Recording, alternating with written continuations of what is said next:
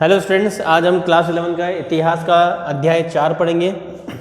और पिछली वाली वीडियो में मैंने जो है आपको जो इस्लाम से संबंधित बहुत सारी बातें मैंने आपको बताई। अब हम आगे चलते हैं इस टॉपिक के अंदर। नए विषयों की जो है आलोचनात्मक जो है हम जिज्ञासा उसको कैसे बढ़ाते हैं या इस्लामिक जो है बौद्धिक जीवन के बारे में गहरा प्रभाव डालती है, इसके बारे में हम चर्चा करेंगे। तो उस समय जो दार्शनिक हैं,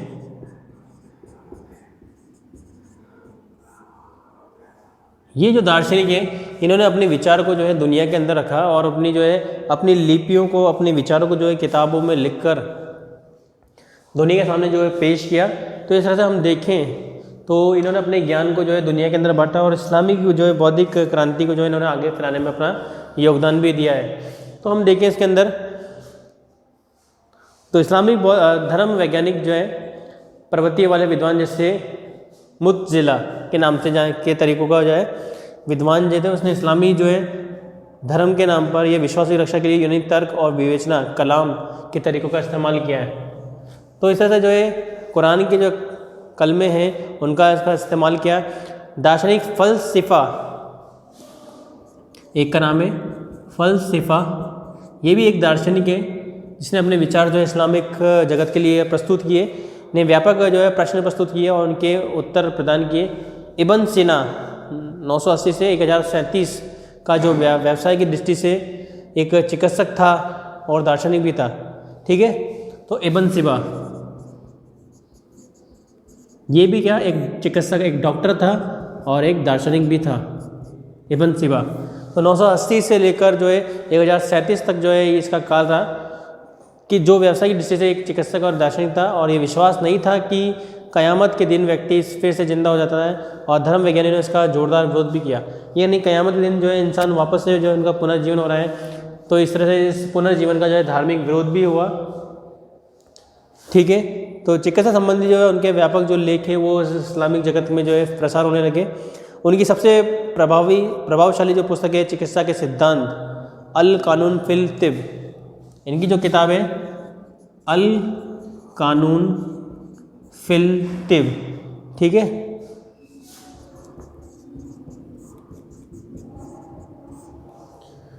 ये कानून की किताब इन्होंने लिखी जिसमें चिकित्सा के सिद्धांत थे और 10 लाख शब्दों वाली ये पांडुलिपि थी, जिसमें उस समय औषधियों शास्त्री द्वारा बेची जाने वाली 760 औषधि के बारे में जो है इस किताब के अंदर लिखा हुआ था। उनके अनुभव की जानकारी इस किताब में लिखी थी। इस पुस्तक में आहार विज्ञान के महत्व पे प्रकाश डाला गया है। और इस तरह से हम देखें तो उसके द्वारा जो है अस्पताल और उसमें होने वाले प्रयोग और अनुभवों की जानकारी भी हमें मिलती है। और इस पुस्तक में जो है अगर देखें हम तो पर्यावरण और जलवायु पर स्वास्थ्य का क्या प्रभाव पड़ता है, ये तमाम बातें जो है इब्न सीना की किताब जो है अल कानून फिल तिब, इसके अंदर हमें तमाम जानकारी हमें मिलती है। और कई रोगों के संक्रमक रोग, उनके बारे में भी जो है हमें इस किताब से जानकारी मिलती है। तो कुछ रोगों के संक्रामक रोग की जानकारी दी। इस पुस्तक का प्रयोग जो है यूरोप में एक पाठ्य पुस्तक के रूप में भी किया जाता था और लेखक जो को एविसेना के नाम से भी जाना जाता था। यानी जो लेखक जो है जिसने इस किताब को जो है यूरोप के लिए इस्तेमाल करने के लिए अपना भाषा का अनुवाद किया, ठीक है, उस लेखक का नाम है एविसेना, जिसने इस किताब को जो है अपनी स्थानीय भाषा में परिवर्तित करके इस ज्ञान को जो है यूरोप के अंदर फैलाना शुरू कर दिया। उसके बाद में एक उनकी जो रचना है दात कुदैरनी की, इस पुस्तक में जो है तत्व मीमांसा विषय का अध्याय 2 पृष्ठ के बीच में भारी जो है इसमें मिलेगा। तो अगर हम देखें तो इस्लामिक जो जगत है और जो वहाँ के जो लोग हैं, इन्होंने जो है अपने ज्ञान को जो है किताब के माध्यम से, पुस्तक के माध्यम से जो है आगे फैलाना शुरू कर दिया। मध्यकालीन इस्लामिक समाज में जो है बढ़िया भाषा और सृजनात्मक जो है कल्पना की एक ऐसी व्यक्ति सर्वाधिक सराहनीय गुणों में शामिल किया जाता है। ये गुण किसी भी व्यक्ति के विचार, अभिव्यक्ति और अदब के स्तर को ऊंचा उठा देते थे। अदब जिसका अर्थ क्या होता है साहित्यिक और सांस्कृतिक परिष्कार। अदब, एक शब्द आता है अदब, यह अदब क्या है साहित्यिक और सांस्कृतिक परिष्कार, यानी जो है जिसमें अदब नाम का जब शब्द इस्तेमाल किया जा रहा है इस्लाम के अंदर, तो उस व्यक्ति में जो है अदब यानी उसमें अच्छे संस्कार है, वो अपनी जो है संस्कृति का जो है एक अच्छे ढंग से जो है प्रस्तुत कर रहा है इस्लाम जगत के अंदर। तो ये तमाम बातें जो है इसके अंदर बताई गई है अदब के अंदर। तो अदब रूपी अभिव्यक्तियों में पद और गद्य दोनों ही भागों में शामिल थे की अपेक्षा की जाती है। और इस तरह से जो है इस्लाम पूर्व काल में सबसे अधिक लोकप्रिय रचना संबोधन गीत कसीदा भी था। संबोधन गीत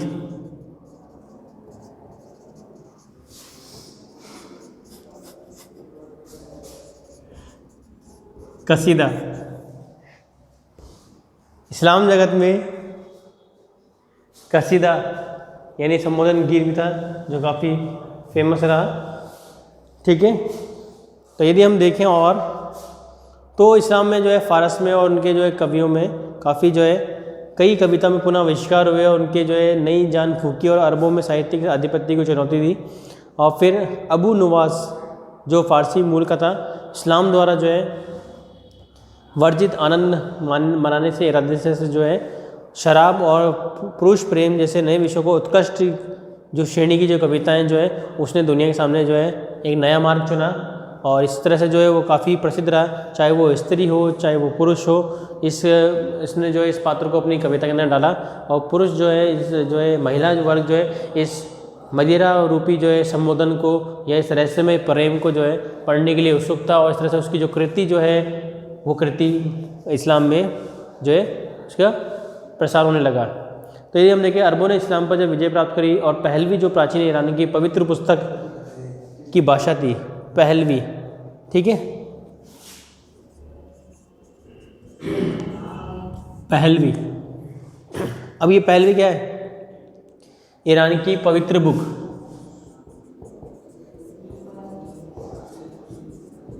पवित्र पुस्तक। ये पहलवी क्या है? ईरान की एक पवित्र पुस्तक है और इस पुस्तक में जो है इस्लाम को और उसके जगत को जो है प्रदर्शित किया गया है इसके अंदर। तो यदि हम देखें तो पहलवी में जो है ईरान की पवित्र पुस्तक है उसमें जो है इस्लाम में जो कितने धार्मिक सुधार है उसके बारे में चर्चा की गई है और उसके बारे में और भी चीज़ें जो है हमें बताई गई है। ठीक है,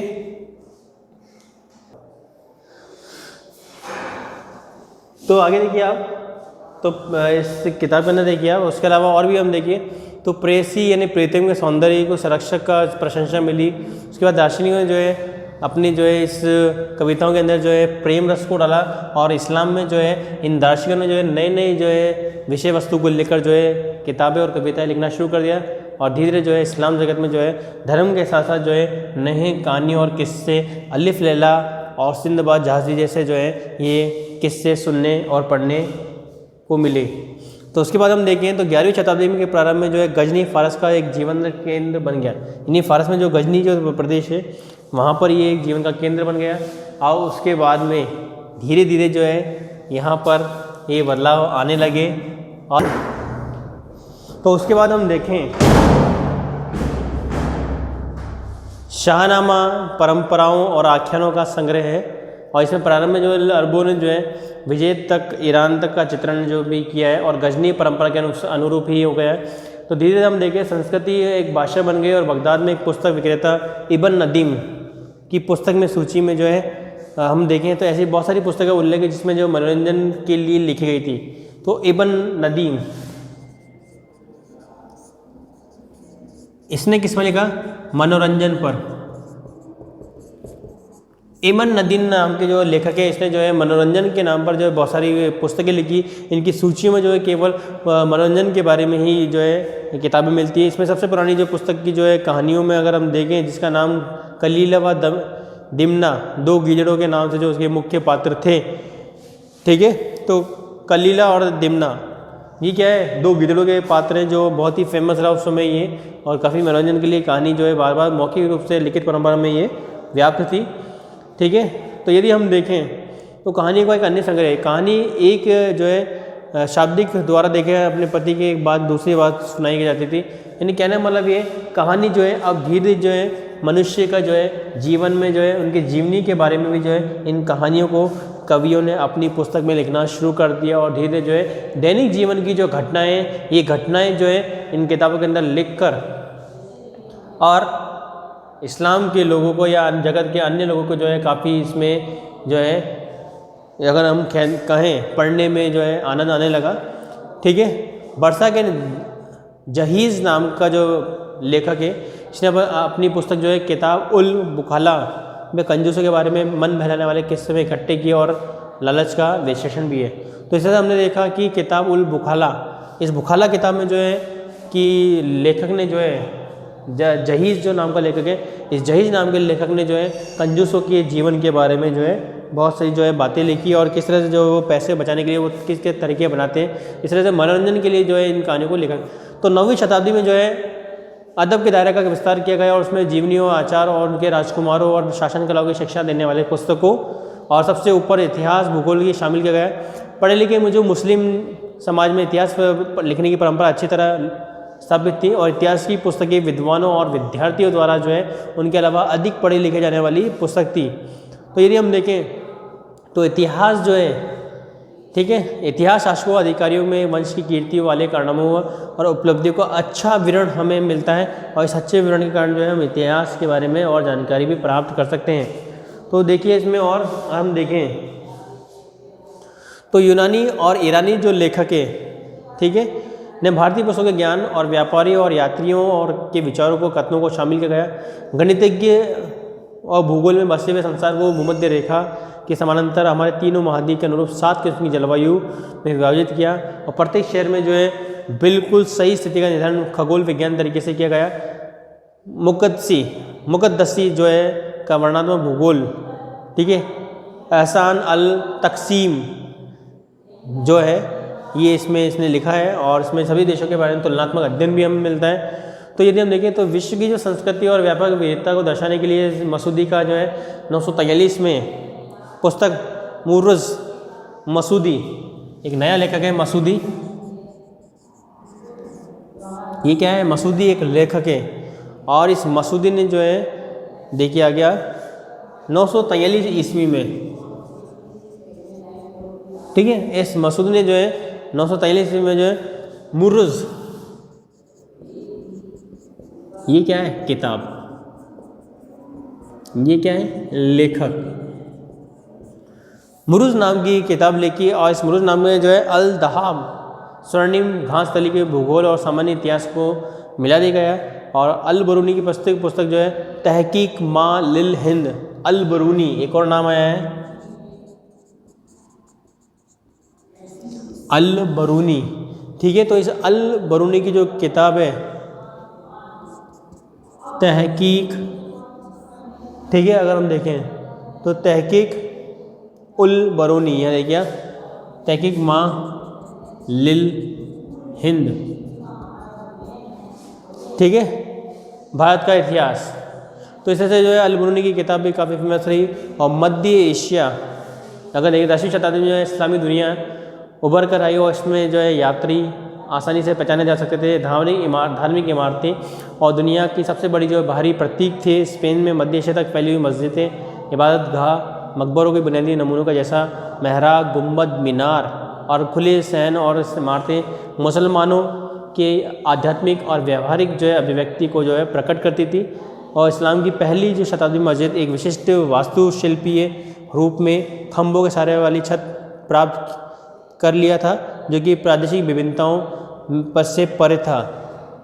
तो मस्जिद में खुला आंगन भी हुआ करता था।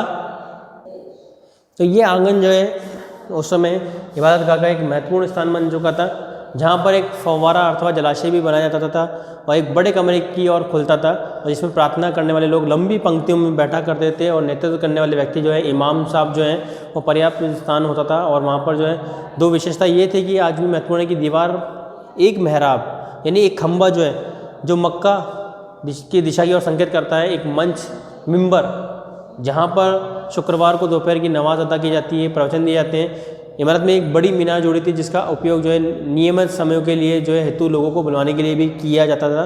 मीनार नए धर्म के अस्तित्व का प्रतीक थी और गाँव में लोग समय पर जो है अंदाज़ा 5 दैनिक प्रार्थना और साप्ताहिक जो है नमाज प्रवचनों में लगे रहते थे। तो उसके बाद हम देखें तो किस तरह जो है इस्लाम जगत में जो है केंद्रीय जो प्रांगण है, इस प्रांगण में हम देखें तो चारों तरफ निर्मित इमारतों का वही स्थान जो मस्जिद और मकबरों पे हमें मिलता है। ये सभी जो है बनावट जो हमें इन मस्जिदों के अंदर और इसके अंदर हमें प्रकट होती है। तो हम देखें तो अस्पताल हुआ, काफिले हुए, सराय हुए, ये सभी जो है मस्जिदों का एक हिस्सा बनने लगे। और उम्मीदों ने नकलिस्तान में मरसली महल बनवाए। नकलिस्तान यानी रेगिस्तान में जो है एक ऐसे मरसली महल बनाया जो नकलिस्तान की तरह से दिखाई देता था। जॉर्डन में कुसैया अमरा जो ठाटरदार और विलासपूर्ण निवास स्थानों के लिए जॉर्डन में जो है मनोरंजन के लिए विश्राम स्थलों के रूप में काम में आते थे। महलों को जो कि एक रोम वास्तुशिल्प के तरीक़ों से बनाए जाते थे, लोगों के चित्रों, प्रतिमाओं और पच्चीकारी में सजाया जाता था। तो इस तरह से हम देखें तो इसका जिक्र हारून अल रशीद ना की किताबों में हमें मिलता है। बगदाद में अब्बासी के विशाल महल तथा काफिलों में के लिए महल भी जो है धीरे धीरे लुप्त हो गए। इमारतों में वास्तुशिल्प को सजाने के लिए आमतौर पर जो है धार्मिक विद्वानों ने जो है शिलालेख का उपयोग किया गया और इन शिलालेखों के ऊपर जो है कुरान की कलमें और उसके अलावा पांडुलिपियाँ जो है जो भी अच्छी जो बातें हैं, आदर्श बातें जो है, प्रवचन की जो बातें हैं, वो तमाम बातें जो है मकबर महराब पर और मस्जिद की दीवारों पर जो लिखवाए जाने लगे, ताकि व्यक्ति जब उसमें प्रवेश करे तो जब इन अच्छे बातों प्रवचन को पढ़े तो उनका जो है जीवन में अपने उन बातों को अपनाएं।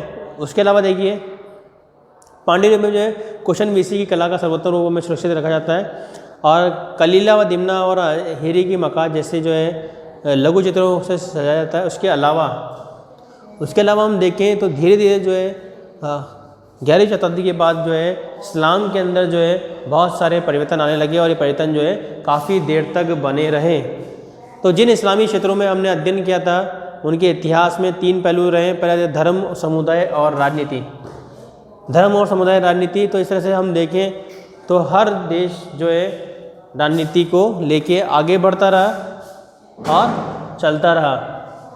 तो अगर हम देखें तो इस तरह से जो है धर्म और समुदाय के गोलों का अलग होने पर मुस्लिम जगत और सांसारिकरण की और जरिए जो है संभव था। तो इस तरह से हमने जो है इस चैप्टर को जो है आज यहाँ पर कंप्लीट कर लिया है और मैंने जो है बहुत सारी बातें आपको इस चैप्टर के अंतर्गत बताई है। ठीक है, तो आज की वीडियो में इतना ही काफ़ी है। मिलते हैं फिर अगली वीडियो में और नेक्स्ट वीडियो में जो है हम हमारा नेक्स्ट टॉपिक जो है यायावर साम्राज्य लेसन नंबर 5 हम उस पर चर्चा करेंगे। तो आज के लिए इतना ही काफ़ी है। थैंक यू, धन्यवाद।